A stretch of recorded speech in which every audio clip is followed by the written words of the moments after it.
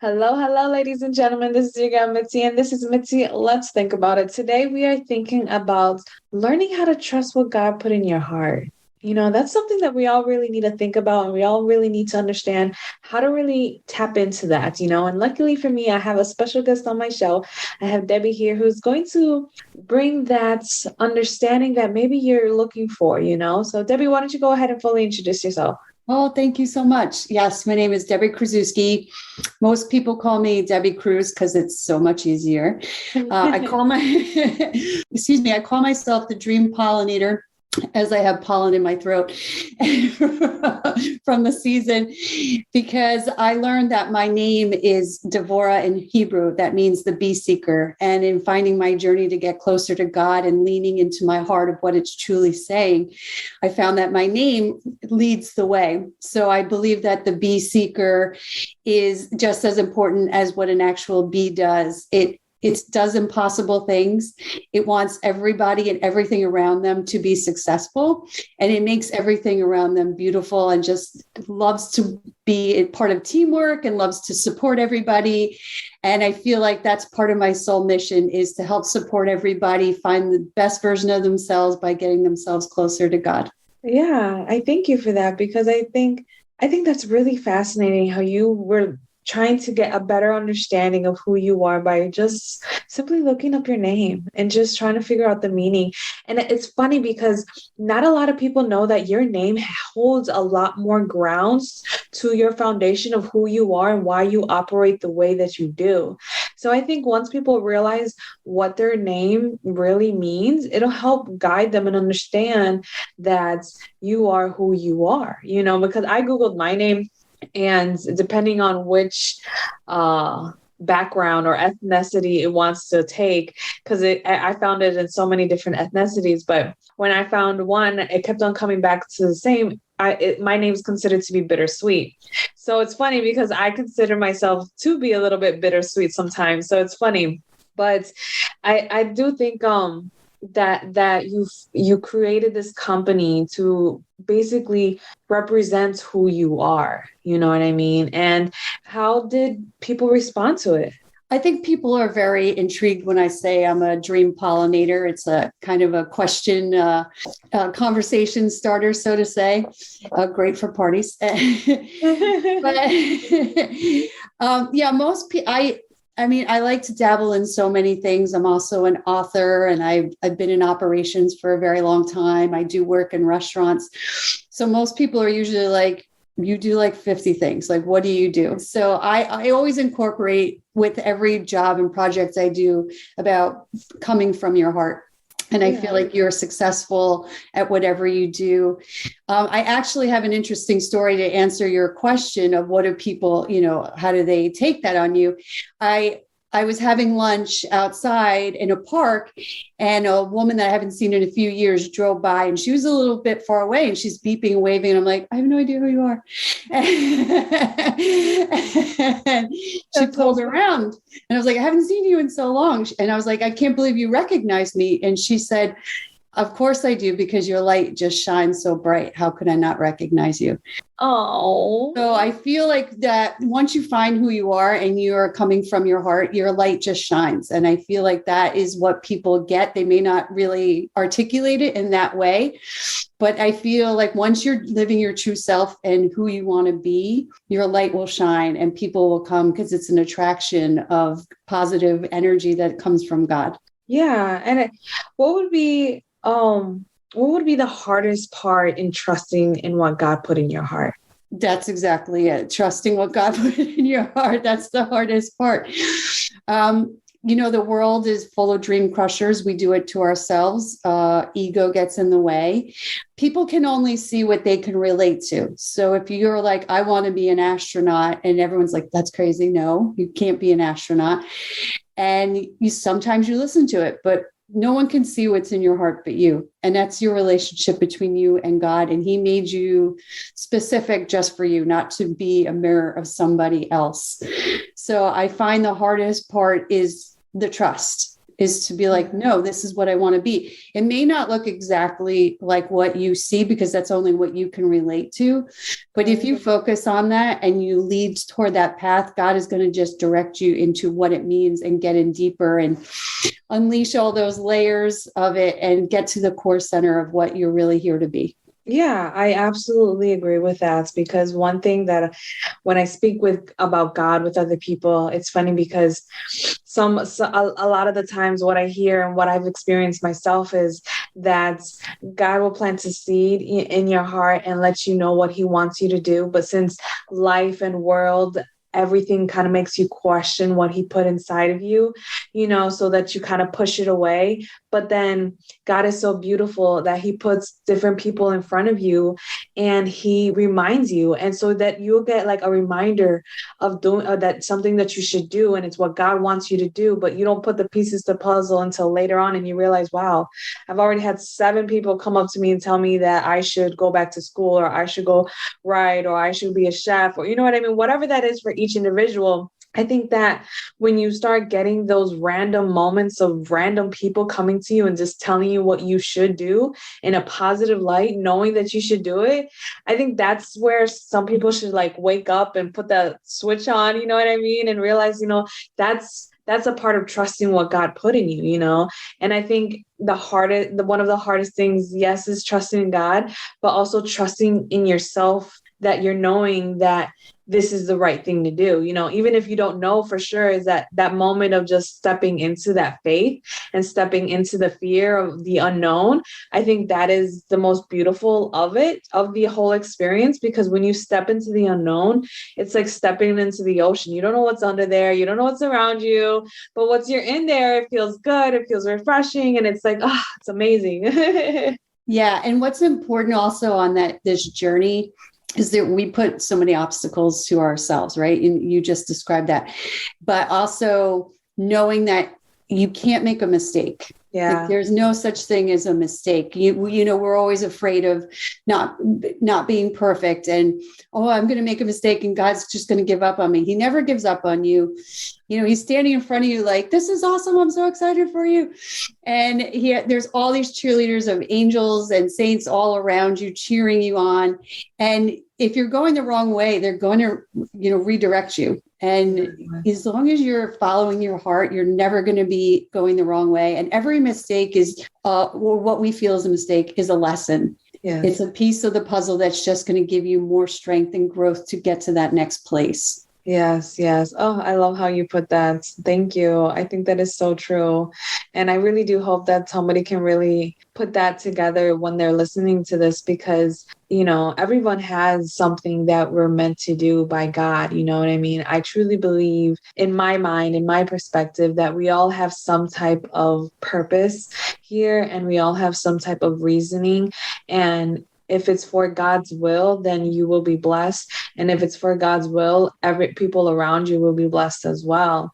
And I feel like you said, there's no wrong way of living your life. It's just not living it is the only wrong way. Yes, exactly.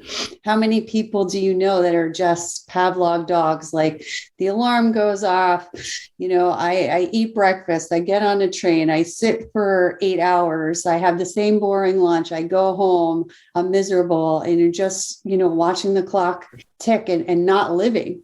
Where they have such dreams in their heart, and they're afraid of them because somebody along the way, and mostly themselves, told them that they couldn't do it or they couldn't have it. Yeah. And there's no way to live. I mean, that's not what God wants for you. He wants you to be successful. He wants you to thrive. He wants you to be ignited with fire inside. Mm-hmm. And I didn't really know that was going to run. And then just be the best version of yourself, because you're here to enjoy life. You're not here to be tormented and be miserable. That's not the way what he wants for you. Exactly. And I think the hardest thing too is that because God is so personal with each individual, it makes it hard to acknowledge what they're doing, what God is doing with you, because you're able to see it in other people. You know what I mean? Like, it's so easy to see God's relationship in somebody else's life, but it's hard to see it within yourself. And I think once people start acknowledging that they do have a relationship with God, even if it's in the smallest of ways, then they'll realize that God is more in your life, and then they'll start seeing it more, and then start accepting it more. And it's like a whole different transition when you allow your mind to shift from that being alone mentality to I have God and my angels and everything all around me. And then you never truly feel alone. Yeah. I like to think of it as a fun, colorful full way. So I always think of the trolls, how like they're all just rainbows and like, we just love happiness and it's so great. And they're just following you around. And like when you're ever having a bad day, just think of like 5 million trolls just full of happiness and excitement. Like, why are you having a bad? We're going to have a great day. Come on. You can't have a bad day. There's a rule to not, you're only allowed to be happy. You're not allowed to be sad. And they're just like cheering you on and want the best for you and throwing glitter in your face. And you're like, oh, what is that? So whenever you have a bad day, I always try to think of it like that. Like that's what my angels look like, just a whole bunch of color and glitter and happiness. And they're like, come on, no bad days. Come on. Oh, I love that. That's so funny. I never think about that. But now that you're referencing trolls, I mean, they were super hyper and like super happy all the time. I felt like that little one that was grumpy and stayed alone and hid away. That's so funny. Oh my goodness. But what happened? What happened? I mean, spoiler alert for everybody that hasn't watched the Trolls. Yeah. It was about, happiness won, love won, happiness won. And if you always keep that in your heart of happiness always wins, love always wins, positivity always wins, and stop getting sucked into the negative and the anger and the upset. And this happened to me, so I have to be punished. No, that happened to you. That's horrible. But you know what? You're still here and you have all these opportunities at a life that's fabulous for you. And you're just grown from it. And that's, if you look at it that way, and I help people get rid of all those roadblocks. And number one thing, roadblock money. I can't go back to school because it's too expensive. Oh, I can't go back to do this. I can't buy a house because I don't have the money. Oh, I don't have the right job and I don't make enough money. Everything starts with money. And then once you realize how to put money in the right place and how to attract money and how to be in the right place to get money, then you work on the next thing and the next thing, like being physically and mentally fit to follow your heart and watch your relationships around you flourish, how to be intellectual in what you need and what you want to be closer to God. And that just all ends up being makes you a strong spiritual person, because the more you are true to yourself, the healthier you become, the healthier you want to treat yourself, the healthier you want relationships to be, how you want to feed yourself. You're not going to waste your time watching ugly movies and scrolling social media just to hear bad news. The more you're aiming towards getting to God, you flush out all the negative. So I make sure that I get that flushing for you.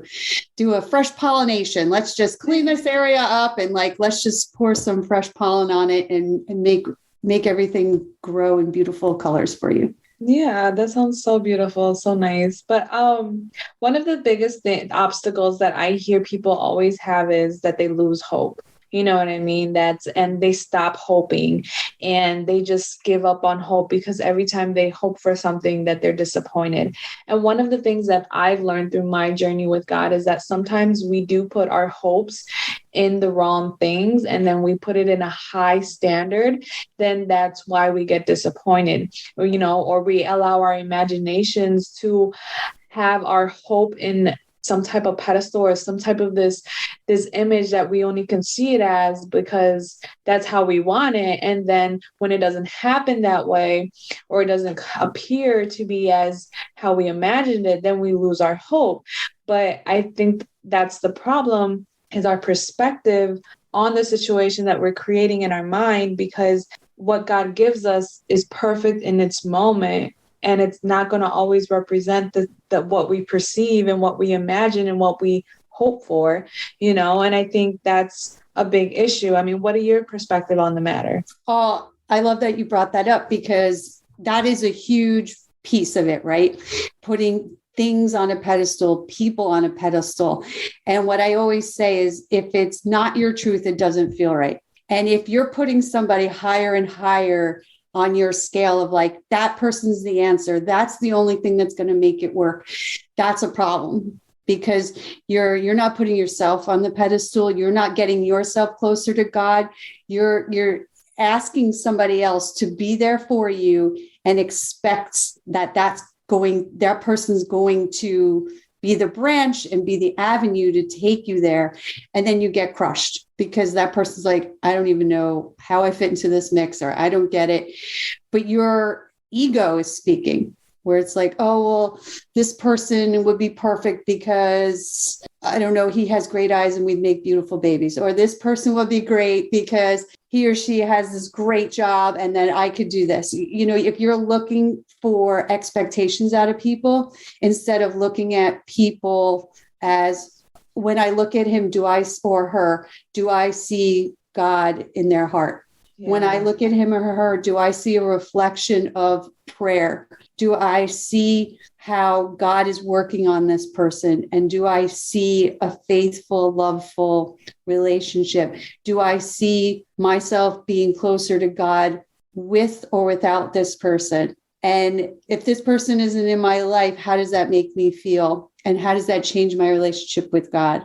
And I've had too many relationships where I didn't know any single religious guys. And, you know, they have a stigma too of, you know, they're not the hot, gorgeous guy that you know, in high school that you're like, oh, he's so bad, I want him. That's enticing, right? And, you know, that guy's still, you know, living like 30 years later, like, I was a high school football star. It's like, okay, well, glad I didn't marry you. I know. 30 years later, like, that's high school. What are you doing now? Yeah. You know, that's sometimes how it plays out. But, you know, when I like, again, I never saw, I always felt like I had to make the compromise of being in religion by myself. And my faith was always going to be tested. And my faith was always going to be a block of the person I was with, because the guys that I was dating and I came close to marrying didn't have the same relationship with God that I did, and did not want a part of it. And that should have been a huge flag for me of, wow, why didn't this work out? Well, because first of all, they didn't have God in the center of their heart. Correct. And it may not always be the easiest to search and find. It feels like sometimes a nickel in a haystack. But, you know, if you have God in the center of your heart, God will make sure that you find somebody that replicates that. And sometimes you are the introduction of God, and that's exciting too. But there are people out there that do have strong faith in God. And I strongly suggest, once again, follow your heart, because that person is out there. Yeah, I absolutely 100% agree. I think, just to add on to that, anybody else who's listening, I just want to say, don't get confused by the heart versus the face. So, right? Because the heart will always show God, but the face will never show God all the time. And you may find these people at churches and they still don't have God in their heart. You may find somebody at a bar and they may have God in their heart. You never know where that person's going to be. However, I think you really need to recognize God more. And once you recognize God, he will reveal to you where he's at, you know? And I strongly believe that, because I moved to Texas a couple years ago, and I was in this journey where I was like, God, I'm so done. I'm so done with men. I keep on looking for the wrong men. Oh, I'm so upset. And God's like, don't be done yet. Don't be done. There's going to be someone that's going to be the least of your expectations. Just watch. And I was like, okay, fine. So I needed to get work done for my car. And I called up a mechanic shop. And as soon as I spoke to the gentleman, he was very gentleman, very pleasing to the ear. And he was just very nice and courteous. So all my questions I had for my car. And then at the end of the phone call, I was just like, that's weird. Something's triggered. You know what I mean? I felt it in my heart, like something's triggered. That's weird. Like, maybe I should go to that shop, because he was sincere and he had the lowest price. Let me go. So I went, And once I met him face to face and we talked, it was just so natural and so easy. And we actually even talked about God, and it was so weird. And by the time I was done and I drove off with my car, I was just like, God, something feels weird. Like, my heart feels like he's meant for me in some way, somehow, but I don't understand this feeling that I'm feeling, because I just felt this, I don't know, it's this weird feeling.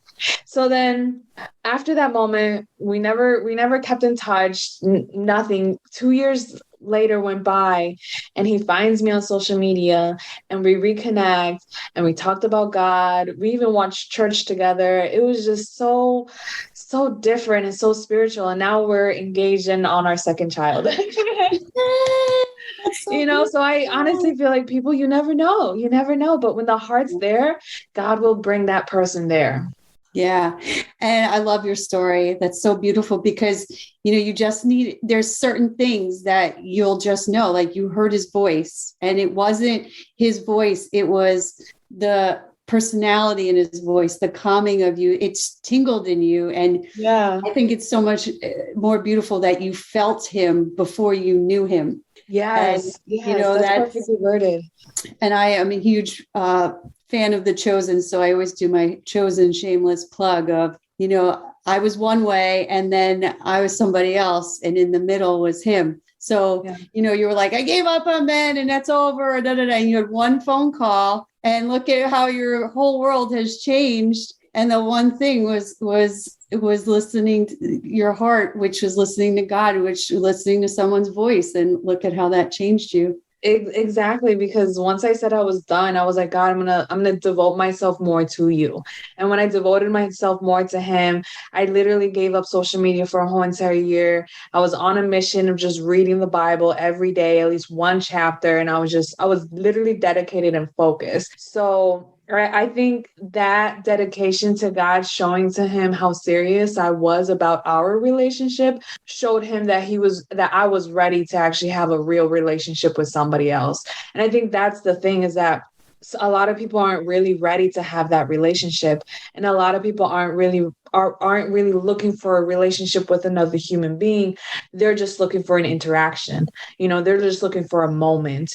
And when you're looking for a moment and just an interaction, that split second of a time can be wasteful. It can just steer you the long way from your actual destiny, or steer you the long way from something that you could have avoided, but at the same time, maybe you also needed, because you needed to wake up.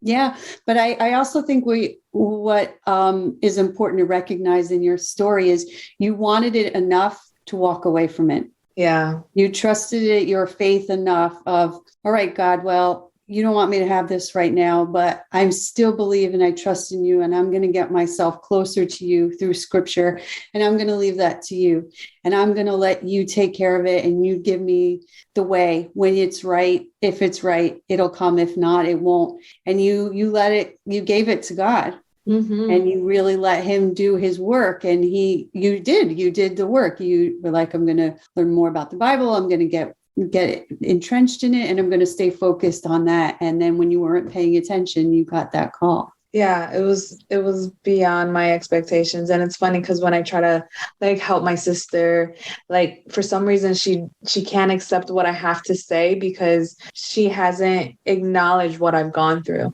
And I think that's the hard thing, is that when I tell my story to certain people, they won't accept it because they don't want to believe it's true, because it sounds too easy.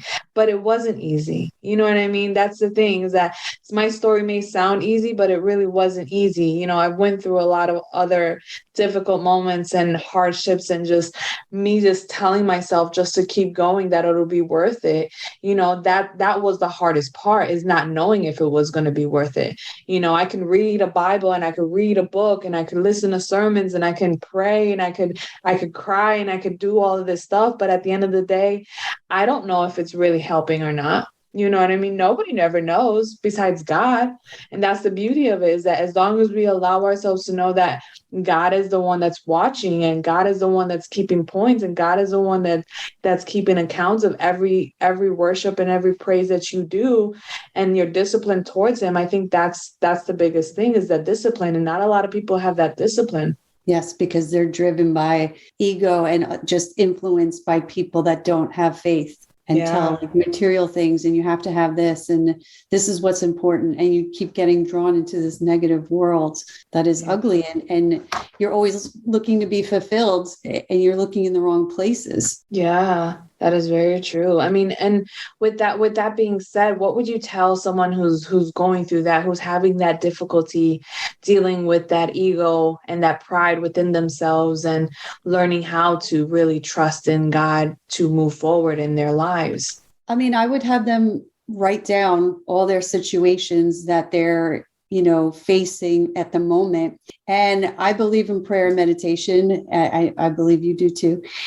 And I would put them on index cards, and I would sit with each one and read it out loud and put your hands on it and close your eyes and just watch yourself in it, and watch yourself where you are, where you came from, where you are, where you're going with it. And where does that take you? Is that taking you to a good place? Is that taking you to a bad place? And how does that make you feel inside? Because if it doesn't feel good, it's not your truth. If it feels like, oh, well, this is going to be hard and this is going to be painful, that's not your truth. And you can start to eliminate things. But once you look at that, and you can't find, I'm going to guess that you're not going to find good in any of these cards, right? You're not going to find a good outcome in any of these cards. And what is your choice at that point? Well, you can go through it and be miserable, and then what are you going to do? You're going to turn to substance. You're going to turn to watching things you shouldn't be watching, feeding yourself with bad food, feeding yourself with bad social media content.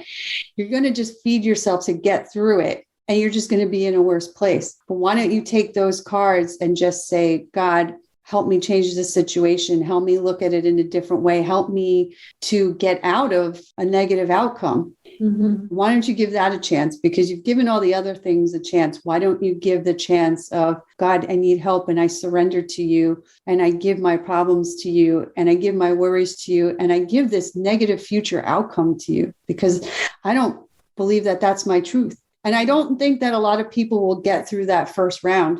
I had somebody, a client once, she was just so deep down in the trenches of depression. She couldn't get out of it. And we started talking about what was going on. And she was just feeding herself with toxic, surrounding herself with toxic people that kept her in that low down place, feeding herself with all the things I mentioned, right? So I had her have a date with herself, have a date with her fear inside of her, go to a restaurant, go set up. It was during COVID. So I'm like, it's probably better to do it in your living room. Set up a nice ambiance in your living room, some candles, make yourself a really nice dinner and enjoy it. And then sit with that fear and ask it, why are you here? Why are you bothering me? Why are you interfering with me moving forward in my life? And she said, I couldn't even get through a minute without just completely sobbing. And she spent the rest of the night just sobbing and just letting it all out. Wow. Because it was so real to her, and she just felt so attached to it, where it was just all it was is an attachment. It wasn't real. And she realized it wasn't real and was able to take it and nourish it and love it and give it away. Be like, thank you for coming. Thank you for being here. God, here you go. Wow, that's beautiful that you're able to help someone in that type of deep trenches, because I've been in those trenches before. I think we've all been in those type of trenches some way, somehow, or at least we've gotten close where we're looking at it like, it's right there. Maybe we should just dive in because it's comfortable sometimes, Sometimes that toxicity can be comfortable. Sometimes that pain can be comfortable. Sometimes that hurt can be comfortable because that's what you choose to always be known. But in reality, it's not safe. It's not safe for you to be there. It's not safe for you to stay there. You can drown and you can die in there, and not just mentally, spiritually, but also physically, everything. People don't realize that our emotions and what we feed ourselves and what we tell ourselves truly affects our bodies in magnificent ways. I've been learning about that. And it has been mind-blowing to me that what we tell ourselves truly affects us and everyone around us in like a ripple effect. It's absolutely amazing. And I guess to start wrapping up the show so it doesn't cut us off, what would be some great advice that you can possibly give myself or the audience that may be listening? Oh, to you and your beautiful audience, you're beautiful as well. I would tell all of you to trust that you are divinely made and know that there is a purpose for you and God loves you. And your dreams are given to you for a reason and they belong to you. And I would love to help you make them flourish and come to life and know that you are loved and you have a fabulous life ahead of you. Awesome. Thank you for that, Debbie. Thank you. Thank you. And anybody who's listening, if you would like to know more about Debbie, check her out.